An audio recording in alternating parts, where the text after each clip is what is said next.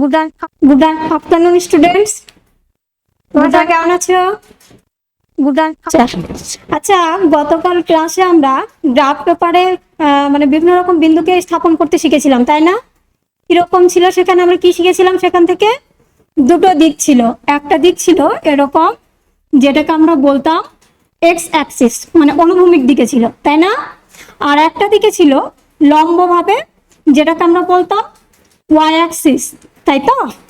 আর এটাকে আমরা বলতাম মূল বিন্দু, যার স্থানাঙ্ক ছিল 0 0। এ পর্যন্ত শিখেছিলাম, তাই তো? মনে আছে সবার? আচ্ছা, আর এই তলটাকে কি বলতাম? এটাকে বলতাম আমরা দ্বিমাত্রিক তল। এখন আমরা এই দ্বিমাত্রিক তলে ধরো দুটো বিন্দু নিলাম। একটা বিন্দু যার নাম দিলাম আমি এ, আর যার স্থানাঙ্ক হচ্ছে x1, y1। আর একটা বিন্দু ধরো নিলাম আমি বি, যার স্থানাঙ্ক ধরো আমি ধরলাম x2, y2। এবার এই বিন্দু দুটোর মধ্যে দূরত্ব কত হবে বলো তো? এখান থেকে এই যে ডিস্টেন্সটা, এটা এই ডিস্টেন্সটা আমরা আজকে বার করব। ঠিক আছে, দেখো তোমরা যখন একমাত্রিক তলে এরকম ছিল, ধরো এখানে একটা বিন্দু আছে এ, এটা হচ্ছে বি, আর এটা হচ্ছে পি। সাপোজ এই বিন্দু থেকে এটার ডিস্টেন্স যদি 8 কিমি হয়, 8 কিমি, আর এখান থেকে এটা ডিস্টেন্সটা যদি 3 কিমি হয়, তাহলে এই বিন্দু দুটোর মধ্যে দূরত্ব কত হবে? খুব সহজে বলে দিতে পারবে, 8 - 3, তাই না? কত হবে এটা? 5 কিমি, তাই তো? কিন্তু এই দ্বিমাত্রিক তলে আমরা এটা থেকে এটা সহজে মাইনাস করে বলতে পারি না, এটার জন্য একটা সূত্রের প্রয়োজন হয়। সেটাই আজকে আমরা শিখবো। তাহলে আজকে আমাদের টপিক হলো দূরত্বের সূত্র। কি বললাম? দূরত্বের সূত্র, দূরত্বের সূত্র, এটাই আমরা শিখবো। আচ্ছা, এই দূরত্বের সূত্র বের করার জন্য আমাদেরকে কয়েকটা কাজ করে নিতে হবে। কিরকম? এই যে এ বিন্দু আছে না, এ বিন্দু থেকে এই এক্স অক্ষের উপর লম্ব টানবো। ধরো এটা নাম দিলাম আমি এম, ঠিক আছে? আর একটা লম্ব নেব আমরা বি বিন্দু থেকে এক্স অক্ষের উপর, এর নাম দিলাম ধরো এন। আর একটা লম্ব নেব এই যে এ বিন্দু আছে, এ বিন্দু থেকে এই বি এন এর উপর লম্ব, যার নাম দিলাম ধরো পি। বোঝা গেল?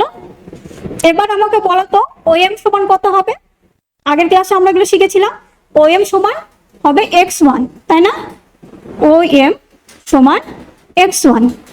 এবার ও এনটা কত হবে তাহলে? x2, যেহেতু এই বি বিন্দুর স্থানাঙ্ক, তাহলে এখান থেকে আমরা পাবো O N equal two x2। ঠিক আছে, এবার আমাকে বলো তো এম এনটা কত হবে? দেখো, যদি আমরা ও এন থেকে ও এমটা মাইনাস করে দিই, তাহলে আমরা এম এন পেয়ে যাবো, তাই না? তাহলে এখানে আমরা লিখতে পারি M N equal to O N minus O M, তাই তো?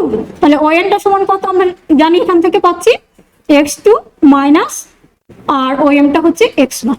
ঠিক আছে, তোমরা হয়তো বলবে যে এগুলো কেন বের করছি, পরে কাজে লাগবে, আমরা এগুলো দেখিয়ে দেবো। তার আচ্ছা, এবার আমাকে বলো তো এ এম সমান কত হবে? এ এম এটা হচ্ছে y1, তাই না? এ এম এই লম্বটা y1।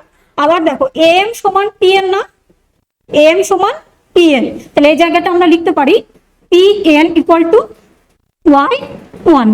আবার দেখো তো বিপি সমান কত, বিএন এই ডিস্টেন্সটা, এটা কত হবে? বিএন সমান বিএন সমান হচ্ছে y2। তাহলে এবার আমাকে বলো তো বিপিটা কত হবে? দেখো টোটালটা মাইনাস, যদি আমি এনপিটা বাদ দিই তাহলে আমি বিপি পেয়ে যাব। তাহলে আমরা এখান থেকে বলতে পারি BP equal to BN minus BP. তার মানে এখান থেকে আমরা পাচ্ছি বিএন মানে হচ্ছে কত? y2 minus y1। বোঝা গেল? এবার এখানে একটা ত্রিভুজ তৈরি হয়েছে। বলো তো এটা কি ত্রিভুজ? এটা একটা সমকোণী ত্রিভুজ, তাই না? কারণ কি? কারণ হচ্ছে একটি লম্ব আর এই কোণটা হচ্ছে আমাদের 90 ডিগ্রি। তাহলে এটা একটা সমকোণী ত্রিভুজ। আর সমকোণী ত্রিভুজের ক্ষেত্রে আমরা পিথাগোরাসের সূত্র অ্যাপ্লাই করতে পারি।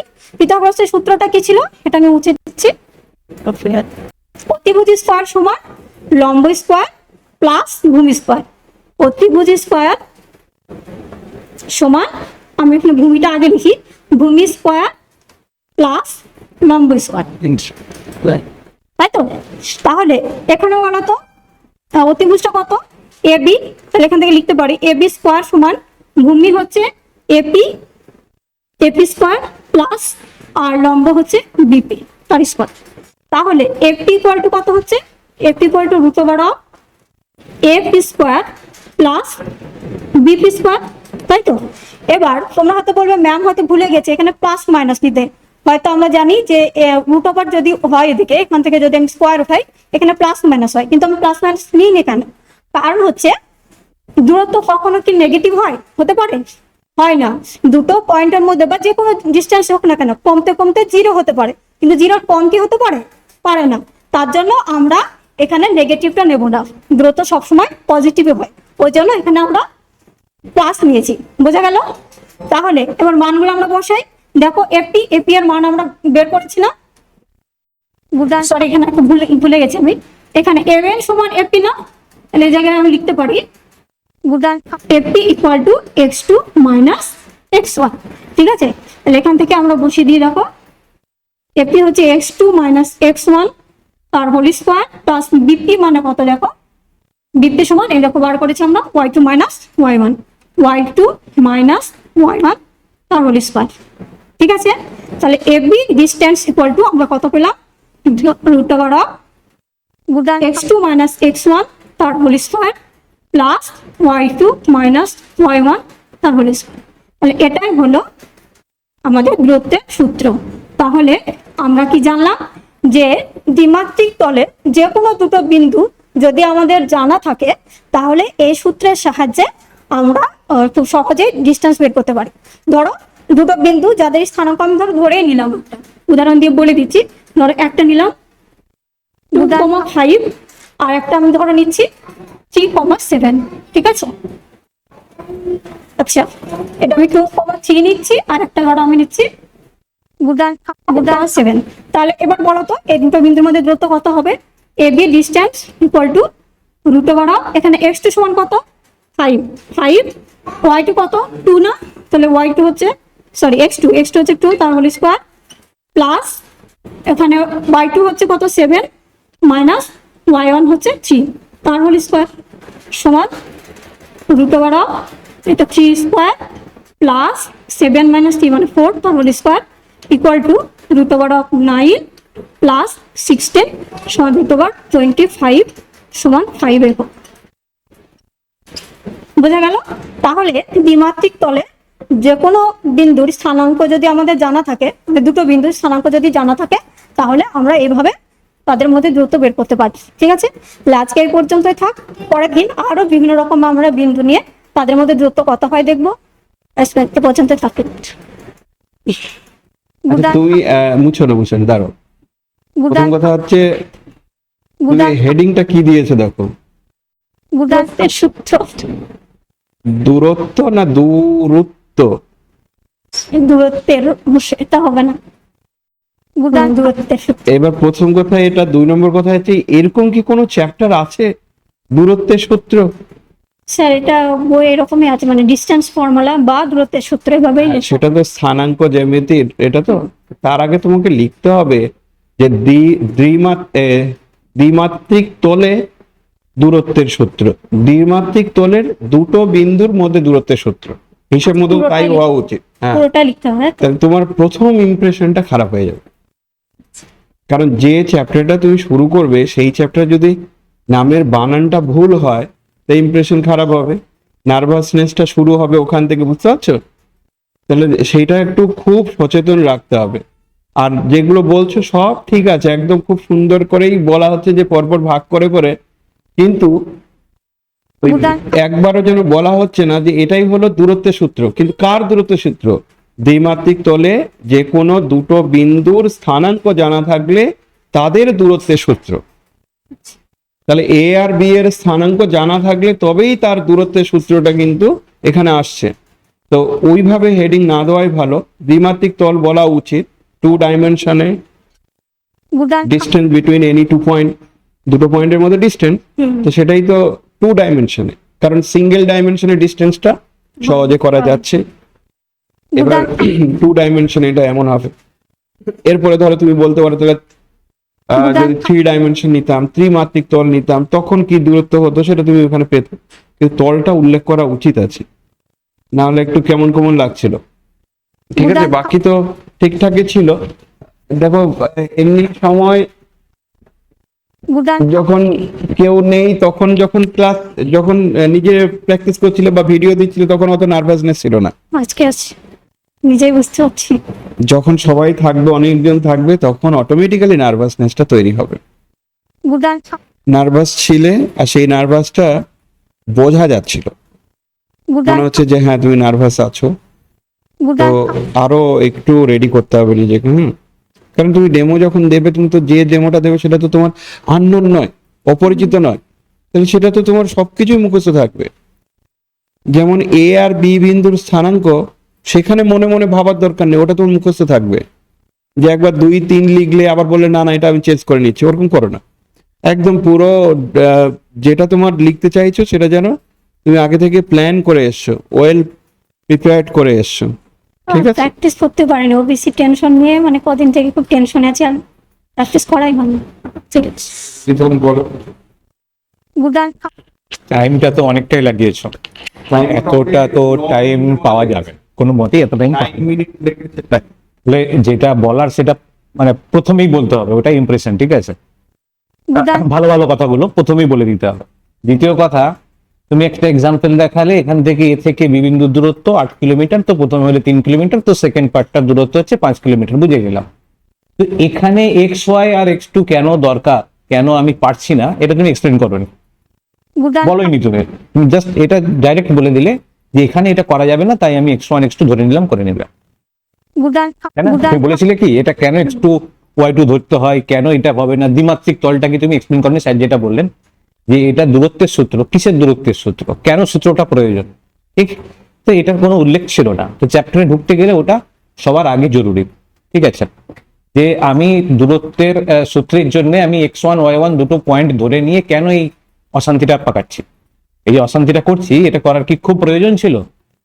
তো প্রয়োজন আছে, কেন আছে সেটা আমাকে প্রথমেই বলতে হবে, তবেই দূরত্বের সূত্রটা ঠিকঠাক হয়। সূত্রটা তুমি হয়তো ডিরাইভ করতে পারবে না, আমি ধরে নিলাম X2 minus X1 whole square plus Y2 minus Y1 square, এই সূত্র তুমি আসতে পারবে না। ঠিক আছে, তো তার আগেই তোমাকে শেষ করতে হতো, আর বলা উচিত ছিল যে কেন এই দুটো বিন্দুর মধ্যে, কোথায় দুটো বিন্দু থাকলে কেন এটা প্রয়োজন হয়। ঠিক আছে, এটা প্রথম। দ্বিতীয় কথা, এই যে তুমি 2, 3, 5, 7 এটা নিয়েছো, তুমি এইটা যেন মনে হচ্ছে আমাদেরকে পড়াচ্ছ। আমরা আগে থেকেই জেনে গেছি যে মোটামুটি X1 X2 Y1 Y2 এরকম দুটো X1 Y1 এরকম দুটো বিন্দু ধরে নেওয়া যায়। বাচ্চাদেরকে যখন পড়াবে না, তখন প্রথমে তুমি ধরতে পারো, ধরো এ একটা বিন্দু আছে, এই বিন্দুর কোঅর্ডিনেট কত হতে পারে, 2, 3 হতে পারে, প্রথমেই এটা বলে দাও। আবার বি বিন্দুর কোঅর্ডিনেট কত হতে পারে, 5, 7 হতে পারে। যখন তুমি ফর্মুলা ডিরাইভ করবে, তখন তুমি বলে দেবে জেনারেলাইজ করলাম আমি X1 আর Y1 ধরে নিয়ে। ঠিক আছে, নোন জিনিস আগে বললে না, স্টুডেন্টদের ক্ষেত্রে কি হয়, চিন্তাটা ভালো হয়। প্রথমেই যদি আমি একটা অ্যালজেব্রিক ফাংশন বলি, সমস্যা হয়। ঠিক আছে, তাই চেষ্টা করবে প্রথমে এ আর বি বিন্দুটাকে প্রথমেই বলবে যে এ বিন্দুর কোঅর্ডিনেটটা কত হতে পারে, 2, 3 হতে পারে, হতে পারে, ধরে নিলাম আমি, ধরো একটা বিন্দু আছে এখানে এ আর বি, 2, 3 হতে পারে, এখানে একটা বিন্দু আছে বি বিন্দু, তো 5, 7 হতে পারে। মানে এটুকু আগে করে নিয়ে না না না না না, এটা না, এটা না, জাস্ট এখানে যেটা তুমি দেখিয়েছো, মানে 2, 3 টা কেন, তাহলে 2, 3 মানে x অ্যাক্সিস বরাবর 2 distance, 2 unit distance, y x বরাবর 3 ইউনিট ডিসটেন্স, আমি তো ওই বিন্দুটা আসলাম। ঠিক আছে, এরকম ভাবে a বিন্দুর স্থানাঙ্ক x1, y1 কেন, তার উত্তরে হচ্ছে যে x অ্যাক্সিস বরাবর x1 ডিসটেন্স, y অ্যাক্সিস বরাবর y1 ডিসটেন্স গেলে আমি a বিন্দুর স্থানাঙ্কটা পেতাম x1, y1। এটাকে বলতে চাই হিসাবে তুমি স্থানাঙ্কটা কত, মনে হচ্ছে না যে আমাদেরকে তুমি পড়াচ্ছো, যে একটা বাচ্চাকে বললে যে 2, 3 টা ধরে নিলাম, কেন ধরে নিলাম, 2, 3 ওখানেই আছে, বাই চান্স কিন্তু তোমার কিন্তু মিলে গেছে যে 2, 3 মোটামুটি বিন্দুটা ঠিক আছে, তার রেসপেক্টে 5, 7 টা মিলেও গেছে। ধরো তোমার কখনো মনে হলো যে 2, 3 না নিয়ে 3, 2 নিলাম, আর পরে 7, 5 নিলাম, তাহলে কিন্তু ওই বিন্দুগুলো যে ওই পজিশনে থাকতো সেটা বোঝাবে, ওই পজিশনটা বলা। আমি প্রায় বলতাম না যে ব্যাপারগুলোকে আমি অল্পই পড়াবো, কিন্তু যেটুকু পড়াবো সেটা যেন বুঝতে পার। এক্স এক্সিস বরাবর 2, ওয়াই এক্সিস বরাবর 3 ডিসটেন্স গেলে ওই জায়গায় পৌঁছাবো, তাহলে 2, 3। তাহলে ওটা তুমি x1, যেমন এই যে ও এর সমান x1, তাহলে ওটা ওখানে লিখে দাও। তাহলে ও থেকে এর পর্যন্ত x1 আর এর থেকে এ পর্যন্ত y1 হলে এ বিন্দুর স্থানাঙ্কটা হয় x1 হোক y, এটা বলে দাও। বি বিন্দুর স্থানাঙ্ক বলে দাও। তাহলে এবার এর দূরত্ব আমরা পেয়ে গ্রাফ বলতে হয় না, আমরা প্রথমে যেটা বললাম যে আমরা তো গ্রাফ পেপারে বিন্দুগুলো স্থাপন করতে শিখেছি, তখন শেখা মানেই তো বিন্দুগুলো সম্পর্কে আমার ধারণা আছে, সেটা ধরে নিয়েই তারপরে একটু একটু করছি আর কি। তো এবারে সেটা কি হয়, আমি বললাম যে কোনো একজন ব্যক্তি আছে, একজন স্টুডেন্ট আছে তার নাম এক্স, আর একজন স্টুডেন্ট আছে তার নাম ওয়াই, আর একজন স্টুডেন্ট আছে তার নাম জেড। এই তিনজনের মধ্যে একটা সম্পর্ক, এর থেকে বেটার না আমি বললাম এর নাম সৌমিত্র, ওর নাম সুমিত্রা, ওর নাম দেবাশিস। ব্যাপারটা অনেক প্রাণবন্ত হবে না, স্টুডেন্টের কাছে গ্রহণযোগ্য হবে না। তাই স্টুডেন্টের কাছে যখন পৌঁছাতে হয়, এবং সেইটা টিচারও খুব ভালো বুঝতে পারবে, যখন তুমি আগে নোন জিনিস বলবে তারপরে আননোন। তুমি x1y1 বলছো, আমি জানি x1y1 কি, স্যার জানে xy11 কি, কিন্তু তুমি যাকে পড়াবে সে জাস্ট আগের দিনে শিখেছে, তার কোঅর্ডিনেট জিওমেট্রি স্টার্ট করেছে। তো তার কাছে তুমি যদি বলো, ধরে নিলাম আমি এ বিন্দুর স্থানাঙ্ক হচ্ছে 2, 3, তাহলে তাকে তুমি পয়েন্টার লোকেট করতে বোঝাতে সুবিধা হবে তোমার। আরেকটা পয়েন্টের কোঅর্ডিনেট হচ্ছে 5, 7। আমি বলছি না তুমি এইটা দিয়ে আগে ফর্মুলাটা করে আনসারটা বার করে দাও, এটা না, তুমি ডিরাইভ করবে, কিন্তু আগে ধরে নিলে, আমি ধরে নিলাম না, ধরো আমি কাউকে বলছি যে কোনো একজন একটা পেনের দাম 5 টাকা আছে। এবার একটা অঙ্কে আমরা পড়ি না, ধরে নিই একটি পেনের দাম x টাকা। তো একটা স্টুডেন্টকে যদি বলো যে 10টা পেনের দাম x টাকা, তো একটা পেনের দাম কত হবে, তো x/10 সে নাও বলতে পারে। কিন্তু তুমি বলো 10টা পেনের দাম 20 টাকা, তো একটা পেনের দাম কত হবে সে বলে দিতে পারবে। কেন বলো তো? কারণ নোন ভ্যালু। তো নোন থেকে আননোন যাওয়াটা বুদ্ধিমানের কাজ, এটা অ্যাকসেপ্ট করবে, ঠিক আছে?